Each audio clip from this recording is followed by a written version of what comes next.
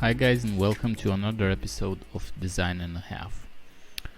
In this episode we're going to look a little bit at Android and iOS in terms of being part of a product debate.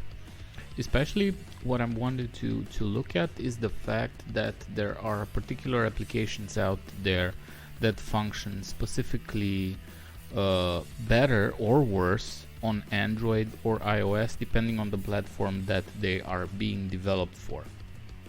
And what I mean by that is that for example, the DJI app, DJI Mimo, it's actually a well-known fact for a lot of people that are using the DJI products that Android applications are usually far less well built than the iOS version of the applications, and their functionality is far limited. I can actually testify to that just because I've purchased my Osmo gimbal. I think it was 2 or 3 weeks ago, something like that, and I've installed it on my phone, and to my absolute unpleasant surprise, I've noticed that contrary to the iOS application that was advertised, the Android application is completely different in terms of being considerably more limited. You don't have access to any manual functions. You don't have access to a lot of features that are normally reserved or are available for the iOS application, and that sort of made me create this actual podcast episode, just because I was really disappointed with the fact that this is a common practice that's still being present in this day and age when you're thinking about two platforms that are actually very mature and that are offering comparable APIs and comparable options for people who are looking to develop on either of those platforms. Furthermore, if we're looking at the differences between iOS and Android, we can also talk a bit about the fact that iOS, in terms of security features, is considerably more restrictive as opposed to Android, which is in a way more relaxed and gives you greater control over the peripherals of the phone, as well as gives you access to certain permissions that open up more functionality for you as a developer to actually tap into the core of the operating system and expose more that you can work with. Obviously lately iOS has been started to do the same thing. I can't be actually 100% sure because the last time I've used an iOS phone was, I think, 1 or 2 years ago. I can't really remember. I'm a really atypical type of mobile phone user, just because I have this sort of period where I use iOS for a good long while, and then I switch back to Android to sort of compare these two things and see if they've been evolving in a certain direction, and if they catch up with each other in a way. The cool thing I've noticed is that they've started to balance each other out in terms of functionality being offered, in terms of features. So the experience is sort of comparable, but only if you're looking at this from a purely technical perspective. If you're looking at this from a user experience perspective, if you're looking at this from a user interface perspective, these things are completely different in terms of what they offer, what they behave like, what their interaction patterns are. They are nothing like each other, so they're completely different.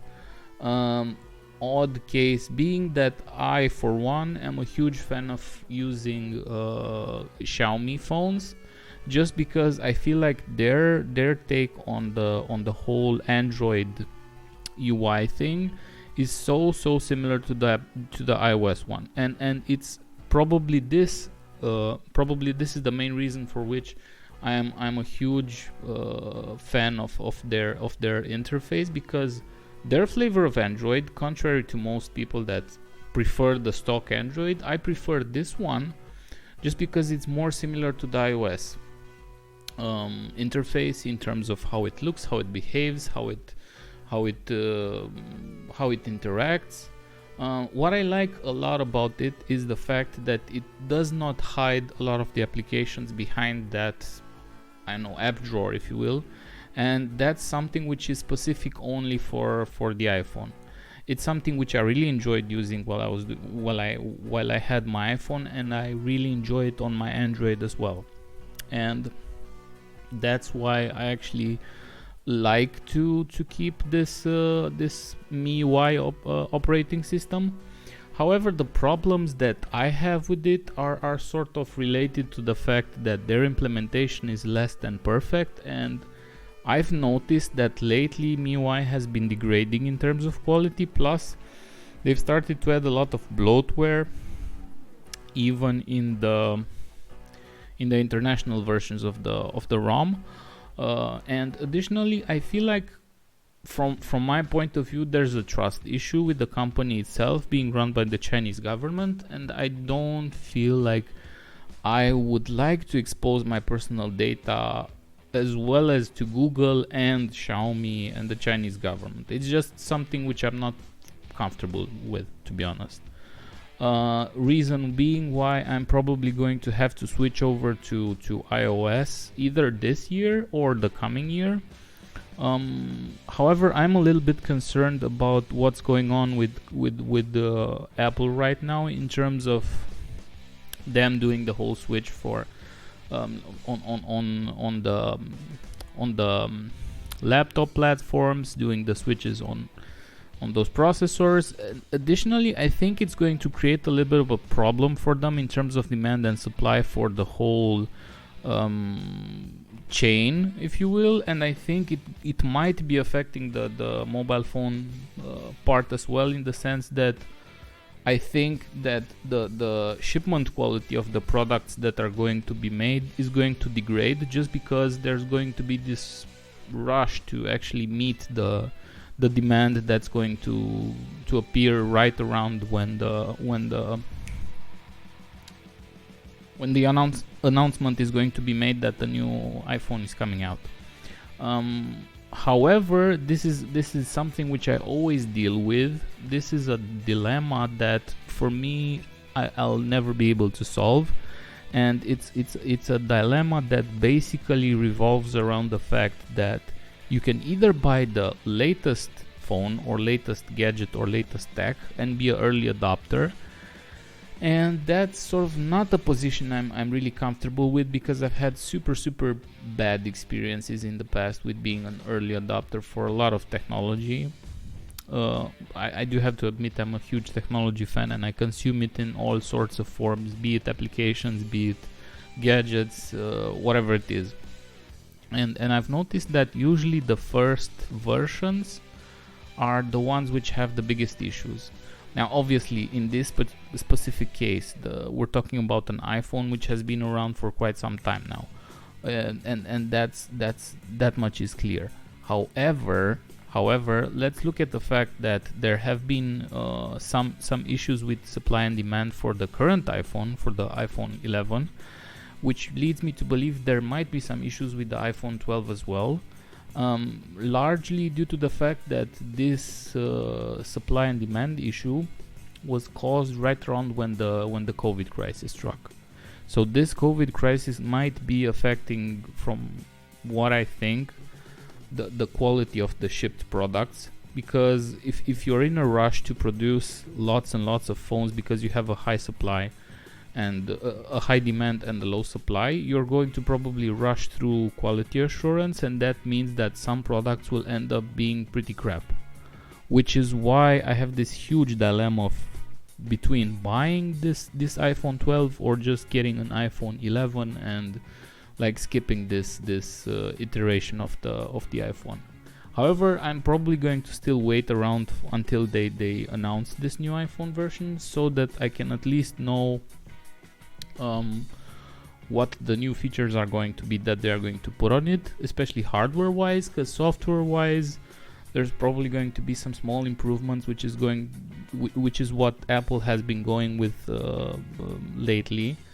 and I think it's a good thing because they're trying to actually stabilize the mobile OS system. It's something that they needed to do for quite some time, and I've seen that they've started to actually add a couple of features from Android as well, which is okay, because they've went over their own egos and looked over their shoulder and thought, okay, if Android is doing these things and they are popular, let's try and, I don't know, add them into our product as well, which is really cool. I think that's a good thing to do.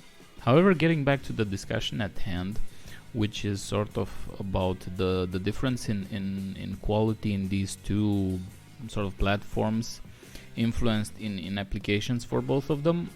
One major gripe I have is that a lot of companies actually prefer to go iOS first rather than do a release which is simultaneous on both platforms. Now, I'm being realistic about this, and I know it's largely due to the fact that their teams, their mobile development teams, are not as big, and it's clear that this is the main reason why.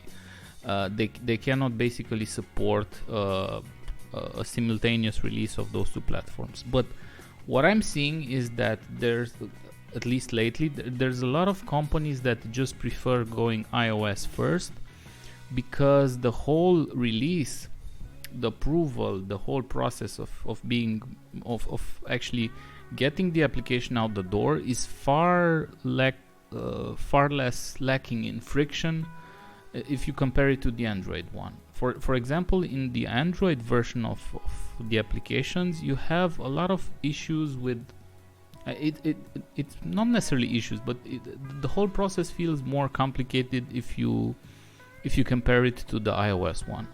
Aside from that, there's the issue of Android applications adopting Java for the most part, and iOS applications slowly transitioning to Swift in due time, which is from a lot of points of view, Swift is actually cooler than Java, and it's more elegant to actually code in.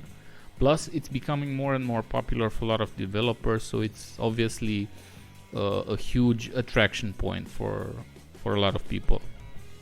But then there's also the UX and the customer experience issue, which is completely different on both of these platforms. So if we're talking about your run-of-the-mill application, the UX is going to differ on the Android app versus the iOS app, and the customer experience might differ in some ways too, just because one of the platforms supports particular payments and the other one does not, or at least particular payment ways. I don't know.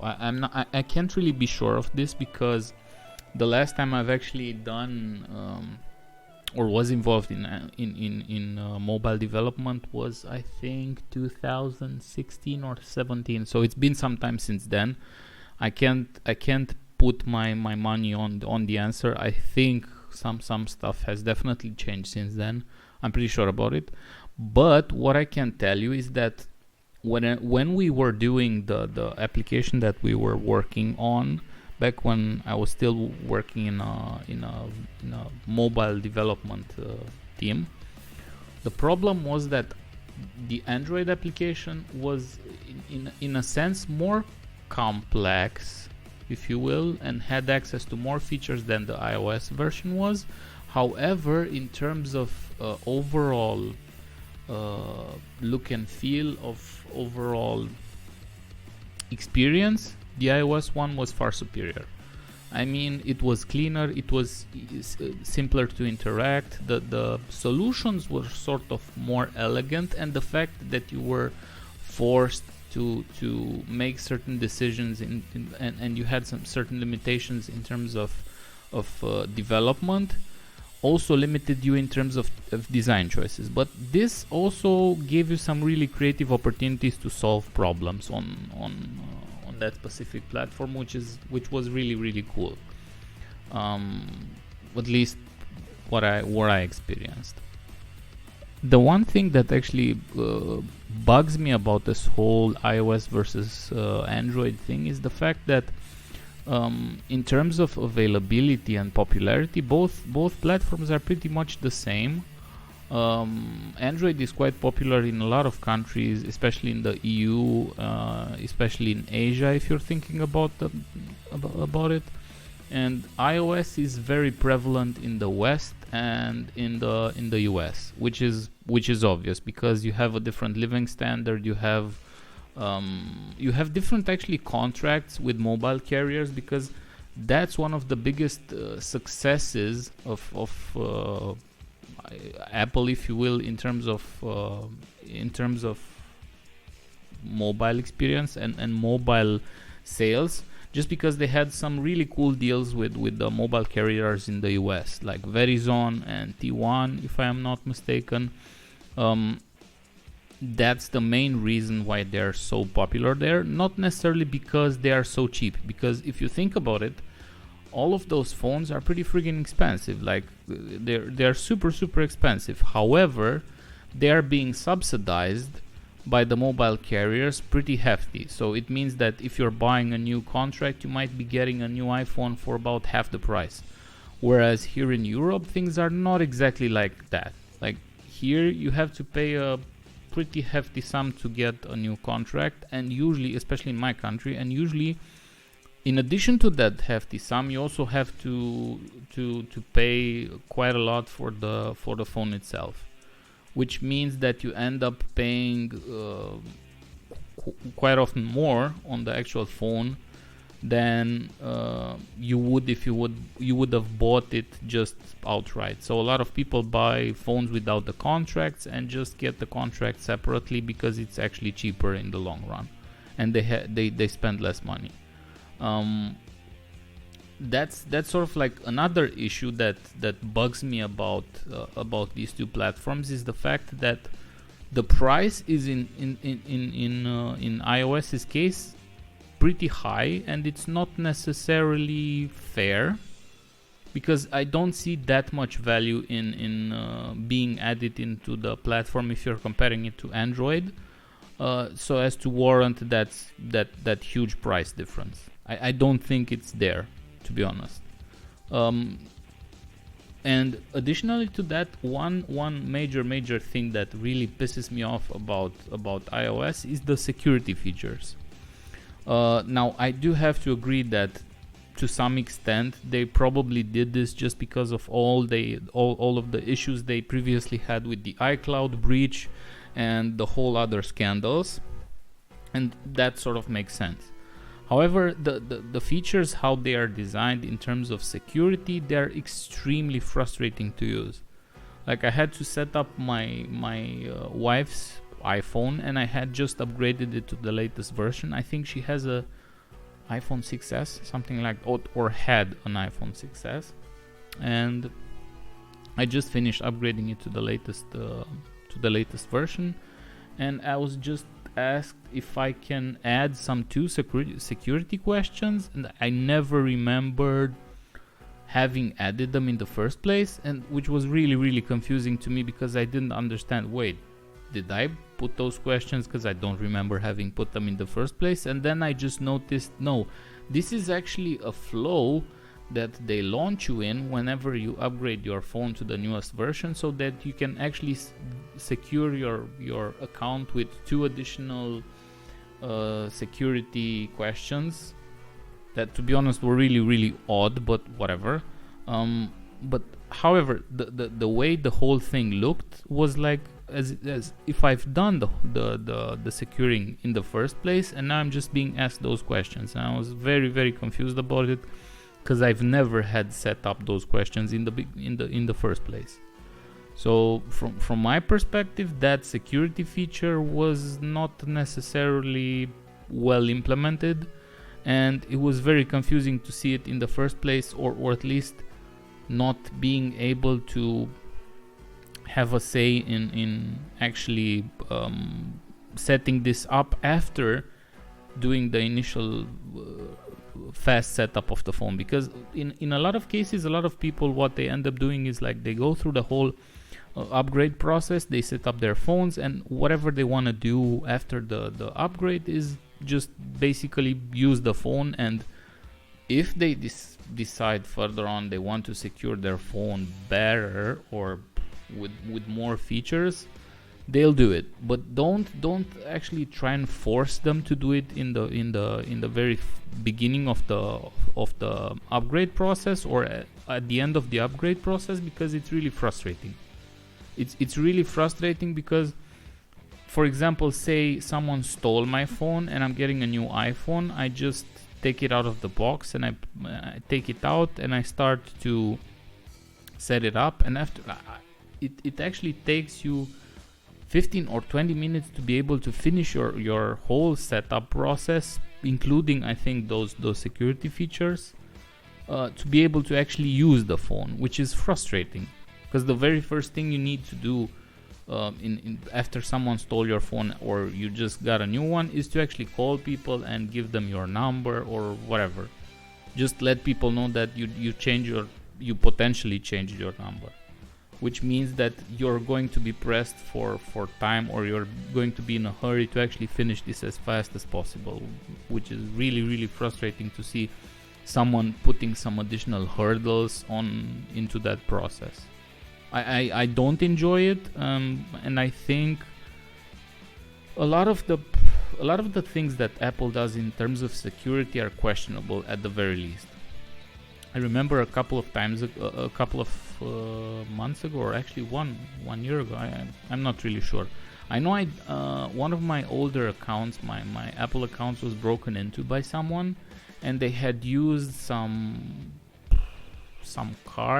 gift cards they purchased, possibly from a stolen credit card or God knows how, and they just used it to buy shit on that particular account. I found out absolutely immediately because I had set up the messages, and I had been notified of this instantly. And the very first thing I did was I actually called Apple support, and I had to wait for someone to actually call me to be able to delete the damn account. And it took, I think the whole process took like 15 minutes, and they kept asking me, are you sure you want to delete this and this and this? This recording is going to serve as a blah blah blah blah blah. And the weirdest part was at the end that I couldn't use the same email address if I wanted to create another account in the future, which seems rather stupid. I mean, why would you blacklist my email if I want to create another account based on the same email? What's the exact reason why you would blacklist my account? It seems really stupid, to be honest, and I don't get the specific reasoning behind. Anyways, that's sort of my gripe with the iOS, having dealt and with Apple in having dealt with them in the past. However, I'm curious what your you guys' thoughts are about this whole Android versus iOS subject. So if you're intrigued by the whole discussion as well, please comment, leave a like, or just interact with me. I'd be super happy to know your thoughts on this subject. If I sound off, I have to apologize. I just have been out for a run, and it's about 12 a.m. here, so I'm a bit tired. But I'll just head to bed right after finishing this episode and talking to you guys. Having said that, guys, please remember to subscribe if you like the podcast. I'd love to interact with you more. I know lately the podcast has been ramping up in terms of listeners, and I'm really happy about this. I'm super grateful to each and everyone that has subscribed and is actively listening on these episodes. I'm doing my absolute best to remove my stutter. However, this is a process that I'm going through because I've never been talking to people sort of in a live audience, if you will, so I don't have any public speaking experience in a way. and I'm just creating it with you guys now. So if I sound off, please excuse me. I will do my best to improve my speech, and especially my English speech, since it's going to be the primary way of communicating with you guys. That being said, I wish you have an amazing rest of the week, and I hope to hear you or talk to you in the next episode that's coming out tomorrow. Please tune in to Facebook or like the page and see what comes up next. Have a good one and have an awesome night. Bye bye.